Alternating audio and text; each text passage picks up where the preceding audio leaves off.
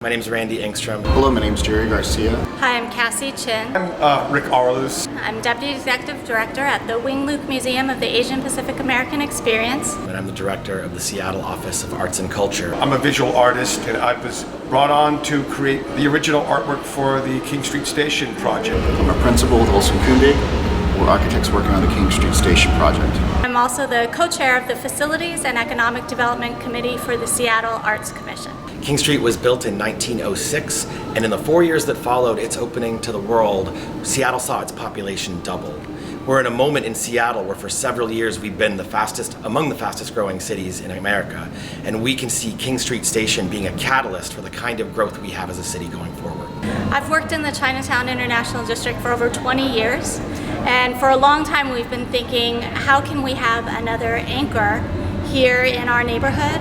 A way to help bring in new customers, a way to help them then have an entry point into the neighborhood to explore the rest of all that we have to offer.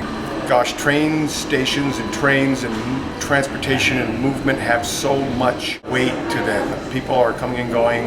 They all have different stories and histories and experiences, and they bring all that with them as they pass by. This project is really about taking this truly extraordinary space and making it public, and also about creating a new place of convergence for the community at large.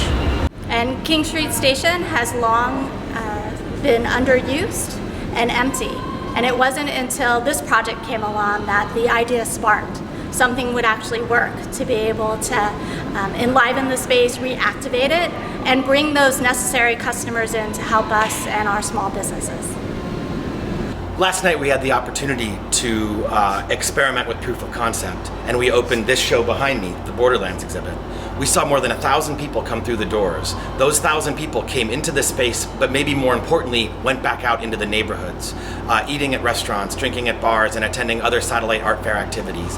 We imagined that vision taken to scale, where this building can be an attractor, bringing people into the space to have discourse about complicated social issues of our time, and then coming back out into the neighborhoods and creating a reciprocal relationship with the space, with the arts, and with the local community. The cultural hub will be very visible upon entering the station off Jackson Street, and will also provide a very strong connection to the two-story waiting area below. Upon entering the hub, you will take historic stairs up to an area that we are calling the living room. This living room is a very informal space, but it's an informal space in which people can learn, they can lounge, or they can work. We're excited to have that connection point where folks may start off here at King Street Station and then make their way up to the Wing Luke Museum. As a city, we know that a key to a thriving local economy is thriving neighborhood business districts.